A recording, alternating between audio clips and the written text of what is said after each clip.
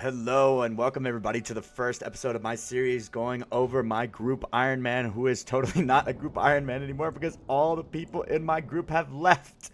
Either way, if you take a look at my stacks here, I'm like smack dab right in the middle of the mid game. And my last stream, I made a lot of progress to include this mixed hide that I got right here, as well as unlocking myself some ancient magics. So for those of you that missed the stream, here is the first episode going over all the last comings and goings of everything that my account's been going through. So yeah, tune in next time. But for now, I'll let Past Joe take over. Alright, if you're anyone like me and just about anybody else on the game, whether you be an Iron Man or a main account or whatever, one of your main goals, your first real stepping stones into feeling like you've achieved something into this game is the fire cape. Right now, I have a couple of obstacles in my way. In between a couple of hard clue scrolls, hoping to get the magic short bow, I realized that I could just go get my red chins, knowing that I have the hunting level now from my previous grind to 72, so that I could get unlimited prayer potions through moonlight mixes. I decided to go hunt some red chins for the first time in my RuneScape career. Fuck me. Fuck me. I forgot you need to do a fucking quest.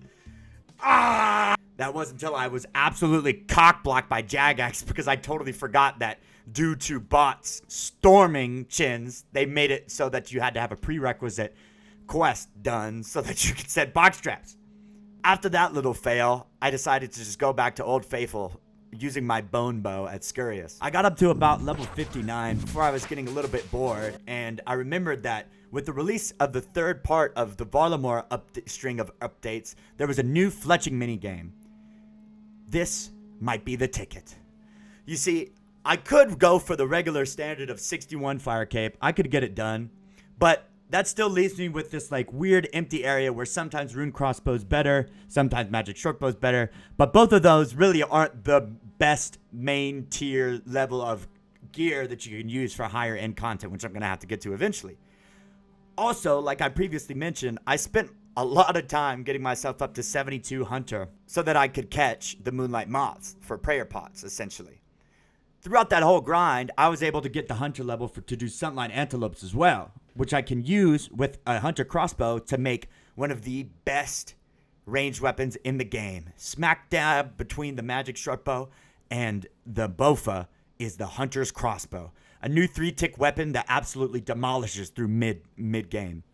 But like I said, I need to do this fletching minigame because I need a fletching of at least 69 boostable or 74 unboosted to be able to make the Hunlight Crossbow. I think that might be my ticket to a really fast and macro efficient method of doing the fire cave. So let's go see what this Vale Totems thing is all about.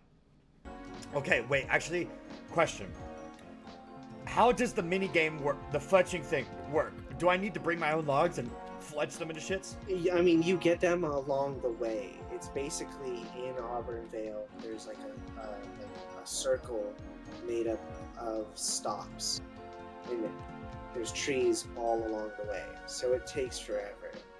And it's way faster to bring your own logs.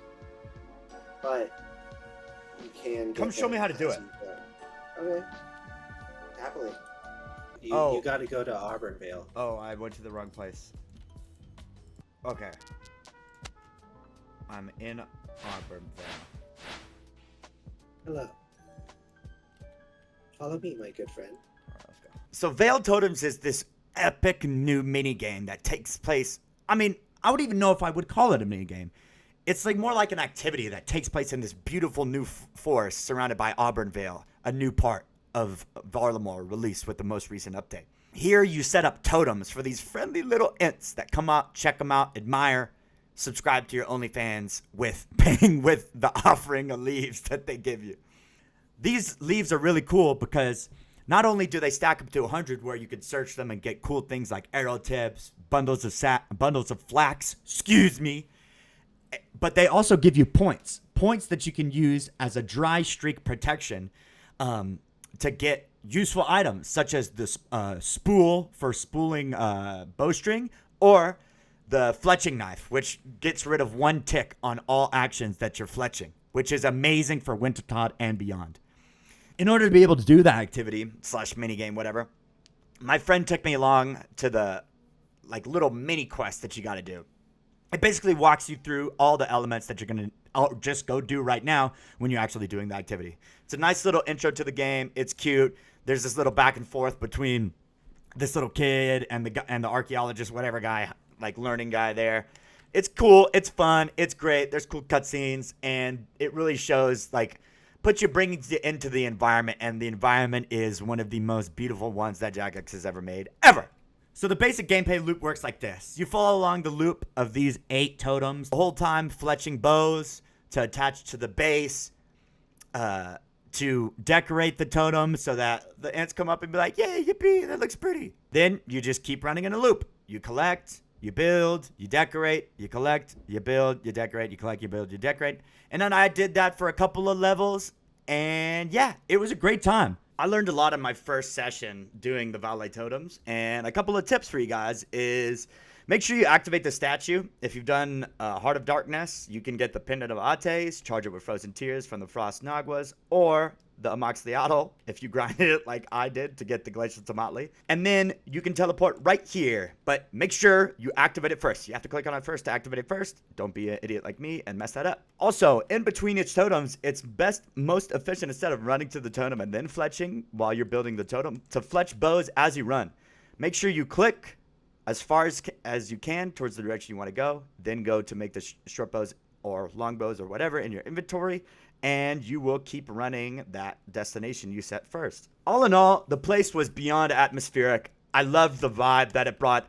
It was really another page in the catalog of great updates that Jagex has been releasing recently. After fletching was done, I decided to go back to Scurious to get 60 range so that I could wear this handy dandy mixed hide that I had been waiting on. You see, as Iron Man, we are really limited in terms of our range gear because you need a much higher crafting requirement to make the gear proportionate to the range level that you need that gear for. As such, I was lucky enough throughout my hunter rind to also get the additional benefit of having sunlight antelope fur and fox fur to make myself mixed hide, which suits itself right in between the red dragon hide armor and black dragon hide armor, which I will be waiting a while to get. But in the meantime, not only does it give me great range boosts, but it also gives me melee strength gear. This mixed hide gave me a new max hit, and so my friends and clan at the time were sending some Huey, so I decided to go test it out with these fancy new hammers that I got as well. Oh, hard. If I could kill this worker, I would. Huey was awesome. I was putting up much more damage than usual, but I was still really rusty. Need rain. I'm fucking dead. Jesus Christ. Oh no. Oh shit. No. After a lot more deaths of Huey and a couple more deaths from me, I decided it was time for me to take the next big leap in my account by doing Desert Treasure 1. If you're familiar with this game, you already know just how quintessential it is accessing Ancient Magics is for the progress of your account. But if you don't, let me break it down for you. Ancient Magics gives you access to burst spells, which allows you to hit up to 9 enemies at once, which effectively means 9 times as much XP as you regularly would if you were hitting just one target with that same spell. Therefore, especially when combined with the utility of Slayer Mask, or the Slayer Helmet, I should say, you can rack up some crazy XP by bursting on Slayer tasks, which is kind of what I'm going for. Beyond just that, you get a whole new catalog of new teleports to include strange ones deep into the wilderness and all sorts of cool stuff. If you can't see the utility of it, maybe you will after this quest. For the meantime, let's hop in to one of RuneScape's most iconic quests. We start by going off to this guy, Argisgarnia Smith, who's a treasure hunter, archaeologist, who tells us about this tablet that he found. He asks if we could take it back to the dig site to get it checked out. So, we head back to the dig site with our dig site pendant, and we talk to our man Terry here, who tells us that this text predates anything that they've seen at the dig site. But he can't translate it that well, and gives us just a sample. We head back to our man Argisgarnia here to let him get a little peeksy for himself. He says it talks about some treasure in the desert. You get it? Because it contains a treasure. Either way, we negotiate the split of our findings, and I head on my way. We then go do the classic game thing of going up to the nearest bartender and asking him what to do next. Because, you know, just like in real life, bartenders know everything that's going on around them. We tell him about the 4 diamonds of Azanadra,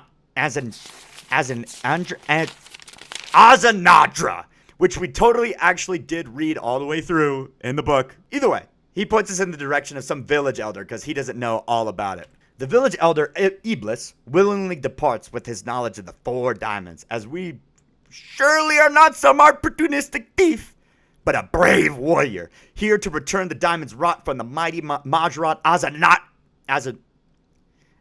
Azanadra by the false god Zamrock's warriors, where we just need to find the 4 warriors and kill them each for their respective diamond. But to find them, we got to bring some old odds and ends, some knickknacks. We had to send an unhealthy amount of Wintertide kills to get, i.e., magic logs. And bada boom, bada bing, the mirrors point us to each respective element's diamond. The first place we're heading is the easiest one, the smoke dungeon, which is as simple as running through this maze with the help of our handy dandy quest helper, and boom. And then guess what? The fire guy we're fighting right now, guess what we use against him? You're never gonna believe it. Water spells. With that taken care of, we head off to Backstorian Falls to meet with our man Rasolo, who we have reason to believe can point us in the direction of the Shadow Diamond. Coincidentally, he has a ring of visibility, which we need to find it. But it's not for sale. Who would have thought? We gotta run all the way back to the bandit camp, and we very easily use just 1 lockpick and get it on the first try to get this missing treasure. He gives us his ring, which we used to see the hidden dungeon that was just coincidentally right next to us the whole time. And we head in to realize we chose the wrong attack style. But with the easy switch, we come right back and kill him round 2. With 2 diamonds in hand, we head off to Canifis to figure out the whereabouts of the blood diamond. And surprise again! We find just the person to help us. If we help him. Shocker, right? Another shocker is the fact that the current owner of the diamond here in Canifis is a vampire. Who would have thunk it? If you didn't know already, vampires are pretty OP in this universe, requiring unique mechanics to be able to kill. This guy, though, we just give him some garlic spice blood, and just like that, we kill him. Which is easier said than done, though, as this is likely the hardest boss in the whole quest, as he alternates between his attack styles, so you can't use protect prayers. Unless you do this fancy method of switching each prayer every tick, and boom, bam, Bob's your uncle. He can't hit you. He just does his little dance. With Desuas killed the spooky vampire guy, parts with the blood diamond, and we're off to save the trolls from this mean guy and get our final diamond. We have a closer fight than I would have liked. Fought behind that treasure. Come on. Kill him. Yeah. No food. Come on. One more hit. Like all my prayer potions. Nice. Every single. Followed by everyone's favorite part of the quest. Woohoo! Agility XP! And just like that, we got ourselves our ice diamond. With all the diamonds in hand, we go put them in this mysterious pyramid and begin to delve into its depths. And some way, somehow, I made it through the whole thing without triggering any traps. I just did the whole desert treasure pyramid without triggering a single trap. What the fuck? Fuck you! Our crazy luck doesn't end there. We end up meeting the fabled Azanadra, who is confused because it seems he was obviously stuck here for a long time. For releasing him, he gives us his amazing knowledge of ancient magics, baby! Woo! Now, we can finally get to bursting.